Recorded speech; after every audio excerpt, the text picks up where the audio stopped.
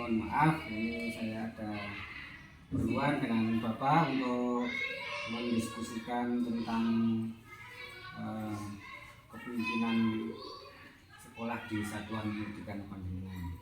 Mohon maaf, ini saya akan memberikan beberapa pertanyaan-pertanyaan terkait dengan hal tersebut. Dan mohon kesediaannya Bapak. Ya, siap Pak Diono. Yang pertama, selama ini bagaimana Pak Arif dapat mengidentifikasi kasus-kasus yang merupakan dilema etika atau bujukan moral, Pak?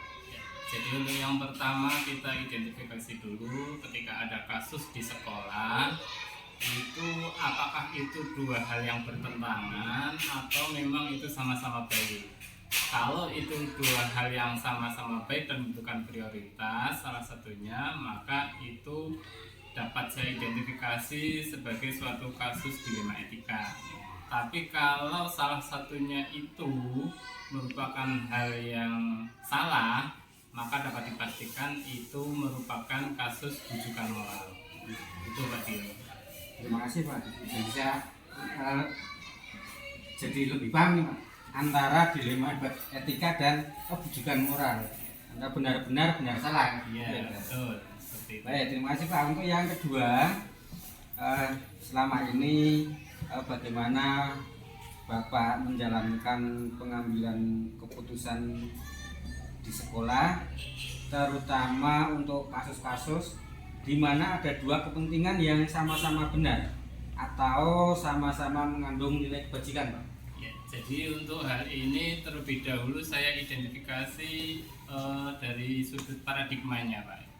Jadi yang kita ketahui ada 4 paradigma itu yang sama-sama benar, apakah itu individu dengan masyarakat vs masyarakat atau kesetiaan vs kasihan atau kasih sayang dan seterusnya. Jadi ketika sudah kita identifikasi dari sudut paradigmanya 4 paradigma, baru nanti kita lanjutkan dengan langkah-langkah pengambilan keputusan, sekaligus nanti di dalamnya itu ada uji pengambilan keputusan. Seperti itu Pak.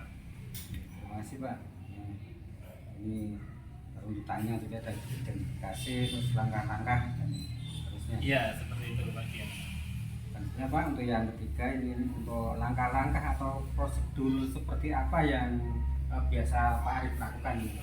Ya, pertama seperti yang tadi sudah disampaikan di awal, identifikasi. Setelah identifikasi tadi kasusnya itu benar-benar atau benar salah, ketika itu adalah kasus benar salah dapat dibutuhkan moral, maka kita sudah bisa langsung mengambil keputusan bahwa yang benar itu yang harus kita ambil. Namun ketika kita dihadapkan pada kasus benar-benar, maka kita harus melakukan beberapa uji Pak. Ada uji apa saja itu Pak Diono?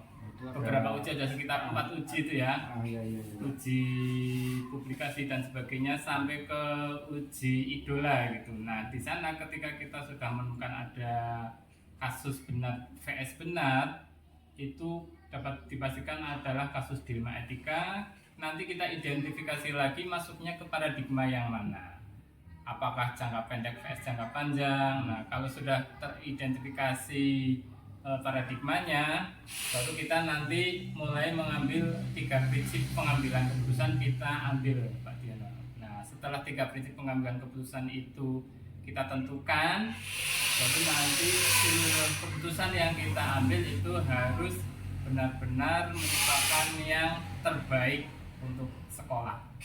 Itu Pak Diono. Ya, Pak, terima kasih Pak. Yang selanjutnya Pak,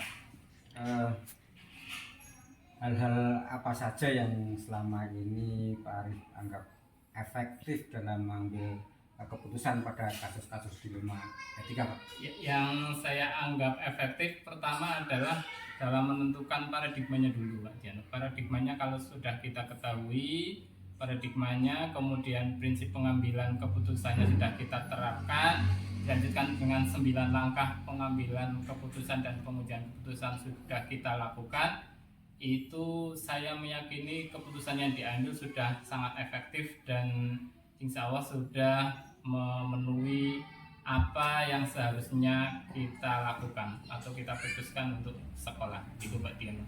Gitu, Pak. Sesuai prinsip pengambilan. Betul, Selanjutnya Pak, ini untuk terkait tantangan ini Pak. tantangan. Hal-hal apa saja yang selama ini merupakan tantangan dalam pengambilan keputusan pada kasus-kasus di tema etika di sekolah Pak Arif ini? Iya, tantangannya adalah ketika kita sudah di lapangan atau di sekolah dalam mengambil keputusan itu kadang tidak berjalan lurus atau berjalan mulus sesuai dengan teori-teori yang sudah kita pelajari, utamanya adalah dari orang tua wali murid, dari pihak murid, dan dari teman-teman guru serta komite sekolah yang perlu mungkin kita beri semacam sosialisasi tentang 4 paradigma pengambilan keputusan, 3 prinsip pengambilan keputusan, dan 9 langkah pengambilan keputusan. Jadi di lapangan kadang tidak selamanya itu mulus sesuai dengan teori-teori yang kita pelajari itu Pak Diano. Tetap di masing-masing di 4 paradigma juga ada tantangan, di 3 prinsip juga ada tantangan, dan 9 langkah pengujian pun demikian Pak. Iya, betul Pak. Selanjutnya nih Pak Arif, apakah Bapak memiliki sebuah tata kala atau jadwal tertentu dalam sebuah penyelesaian kasus dilema etika? Apakah Bapak menyelesaikan di tempat atau memiliki jadwal untuk menyelesaikannya, dan bentuk atau prosedur seperti apa yang Pak Arif jalankan Pak? Ya, jadi kalau untuk semacam lini masa seperti itu kita lihat kasusnya Pak ya. Kalau termasuk kategori kasus ringan biasanya cukup diselesaikan oleh guru kelas di guru kelas masing-masing. Kalau sudah selesai sudah tidak sampai ke saya seperti itu. Namun ketika itu kasusnya sudah agak lebih berat di tingkat guru kelas misalnya belum terselesaikan, baru nanti sampai ke saya, dan saya tetap menggunakan urutan langkah-langkah pengambilan keputusan dengan schedule tertentu Pak. Tetap ada jadwalnya.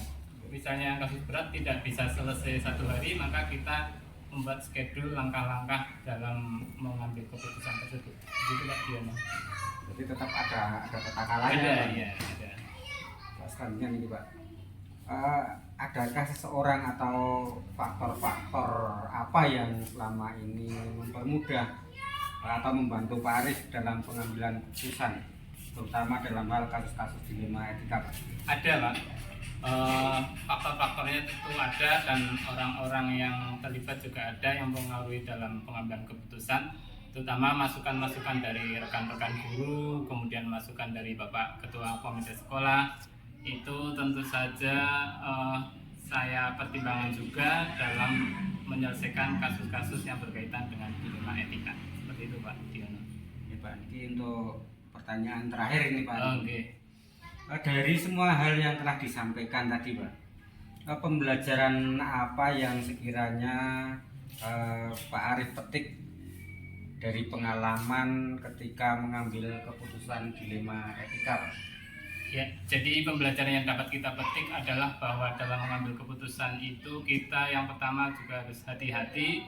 Intinya yang skala prioritas yang terbaik untuk semua gitu Pak. Saya yakin untuk dalam pengambilan keputusan itu sudah kita anggap terbaik, meskipun belum bisa memuaskan semua pihak, itu pasti. Namun kita tetap berpedoman pada 9 langkah pengambilan keputusan tadi, sehingga harapannya itu memang keputusan yang terbaik bagi sekolah dan bagi anak didik kita. Demikian Pak Diano. Oke Pak, terima kasih. Intinya berarti kebutuhan murid semua nanti terpenuhi Pak. Iya, seperti itu Pak Diano. Dan hanya sementara itu Pak yang bisa saya diskusikan, bisa saya tanyakan terkait dengan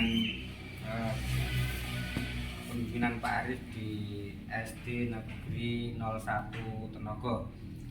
Saya mohon maaf apabila mengganggu waktu Pak Arif yang akan segera rapat PGRI atas waktunya dan saya ucapkan terima kasih Pak Sama-sama, atas Pak Dino. waktu yang diberikan. Demikian Pak Red, Oke. monggo untuk melaksanakan kegiatan selanjutnya. Terima kasih Mbak Dina, sama-sama sukses untuk Amin. ini.